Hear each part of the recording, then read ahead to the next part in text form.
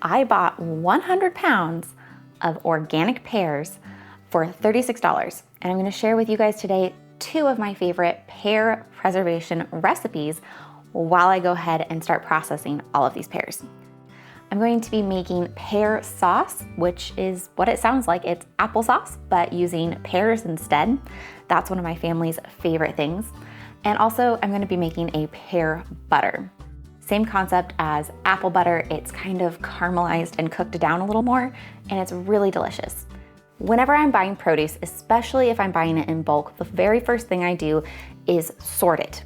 So I sort it into firsts, seconds, and possibly even thirds, depending on the quality. Firsts are ones that are in really great shape. They're very fresh or even a little bit underripe, and they don't have any blemishes. These ones are going to keep for a little while longer. They're gonna be great for either fresh eating or they're just gonna give me a little bit more time before they need to be dealt with. So that's the first quality.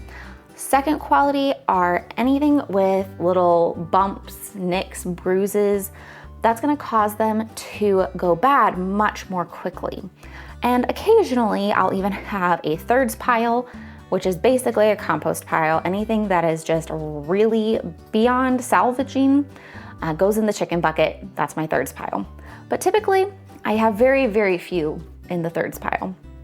I do end up, when I get a lot of this really end of season on sale produce, with quite a bit of seconds. But if you're canning and making things like sauces, jams, jellies, preserves, a little bit of bruising really doesn't make a big difference, but a 40% price reduction does make a huge difference. So that's what we're doing right now. We're gonna sort all of these boxes into firsts and seconds, and then I'm gonna get the seconds washed.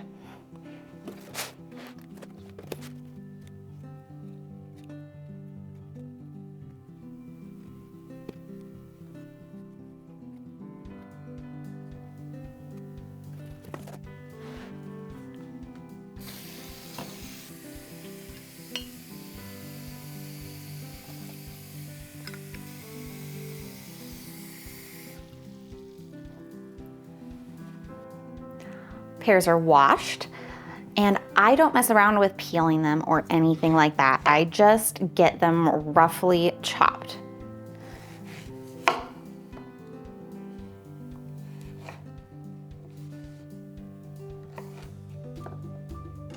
What I do though is I take the cores and I pop them in a jar, and then I turn it into vinegar. Scrappy vinegar is one of my favorite things, and it's a great value add to use with your cores.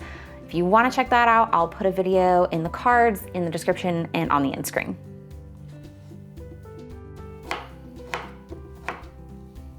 You don't need to get these really little, just a couple cubes, maybe an inch or so cubes, very flexible.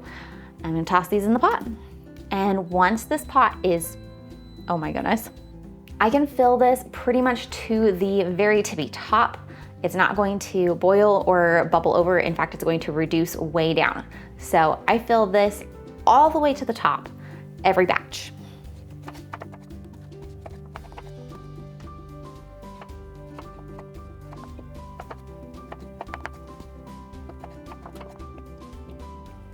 Most little bumps and bruises aren't a big deal, and I don't worry about them, but if there's anything that looks particularly soggy or yucky, I do take that off and put it in the compost.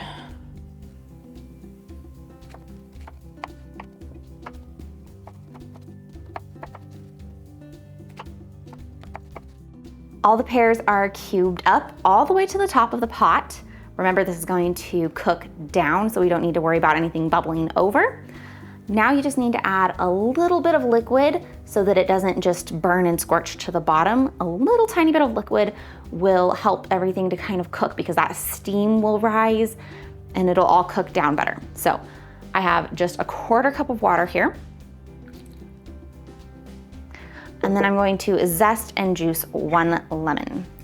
You don't need to add anything acidic to pears for them to be safe to can. But I really like the flavor and the little bit of brightness that a lemon brings.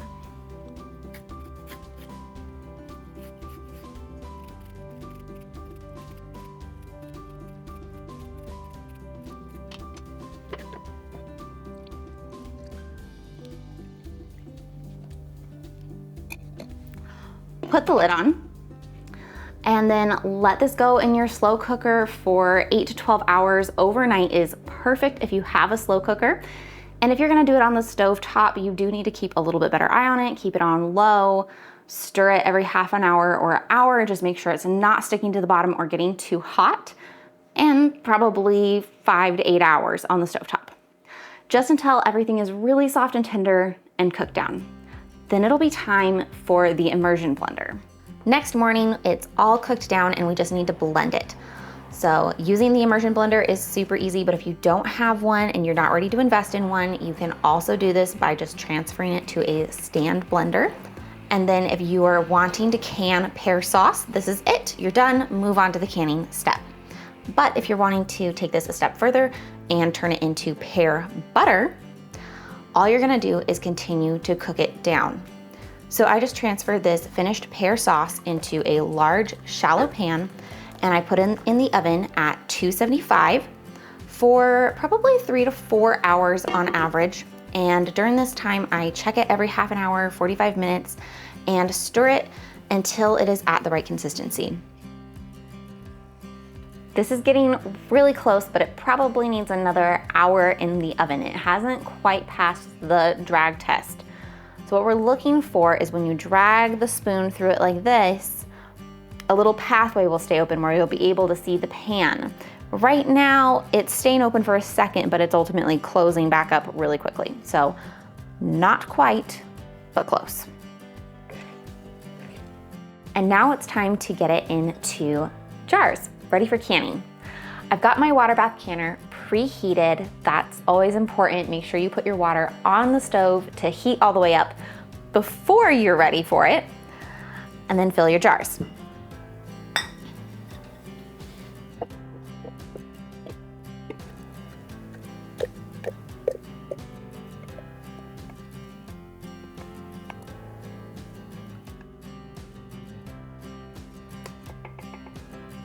And then wipe off the rim. You wanna make sure there's no food goobers on the rim of your jar before you put your lid on.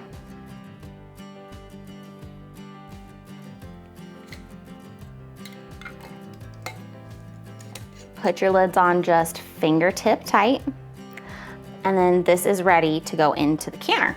I'm gonna just get the rest of the jars and then we'll put them in.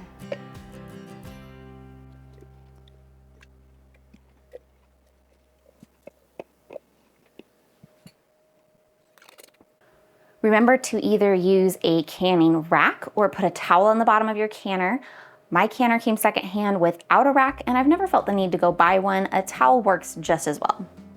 These quarts that I'm doing right now will be processed for 10 minutes in the water bath canner, and then half pints and pints can go as little as 5 minutes.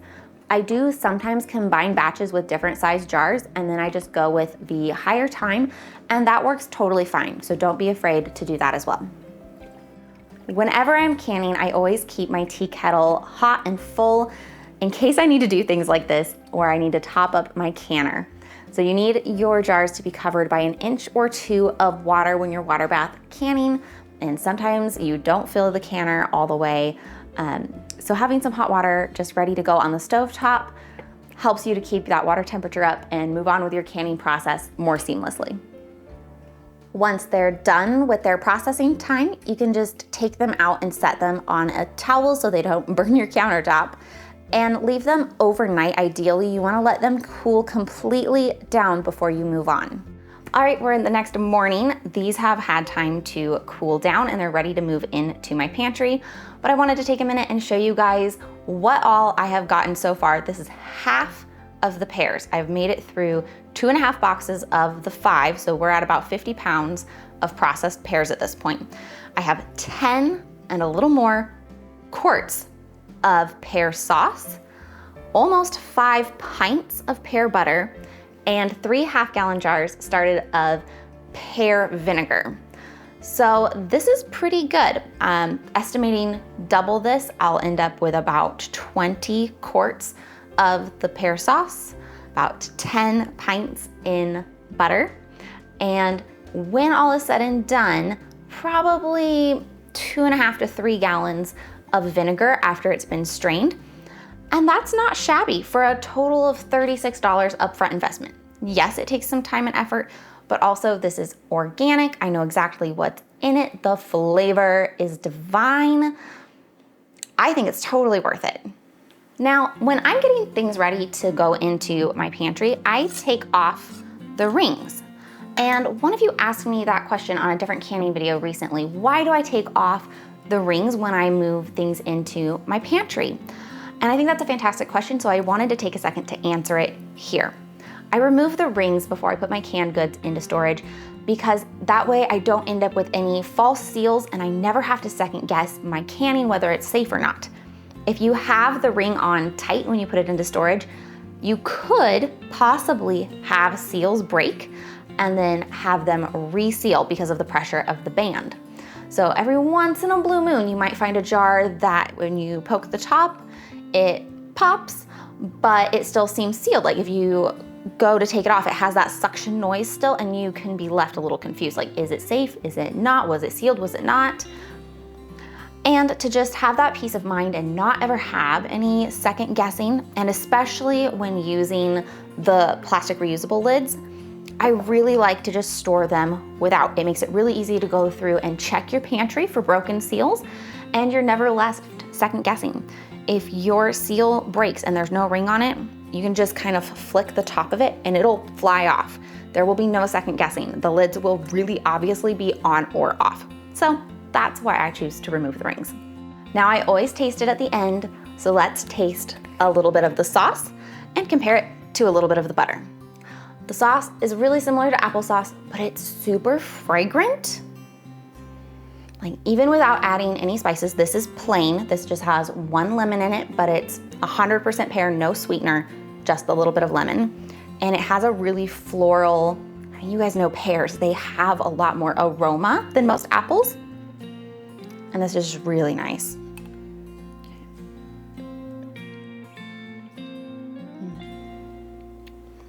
I actually really like the skins in the sauce because it gives you just a little tiny bit of texture, but it's not like applesauce where you leave the skins on, where you feel like you have sawdust shavings.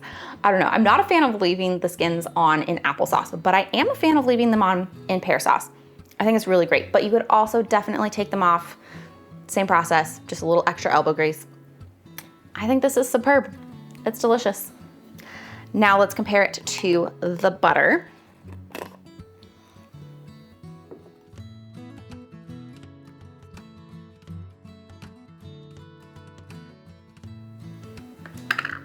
The pear butter is super thick. Like, it's not gonna come out. It's really, really thick. More like a jam. It's very spreadable, thick, luscious. This is actually amazing on ice cream, on scones, any kind of toast like you would a jam. This is really concentrated pear, like caramelized pear sauce.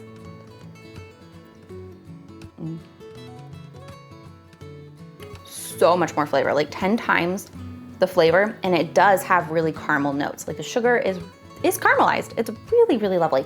I hope you guys try the pear sauce, but especially the pear butter. It has a special place in my heart. It's so divine. All right, thank you guys for cooking with me. I hope you enjoyed. Maybe you learned something new. Maybe you feel inspired to go buy 100 pounds of pears and preserve yourself some delicious goodness. I hope you're all well, and I'll see you next time.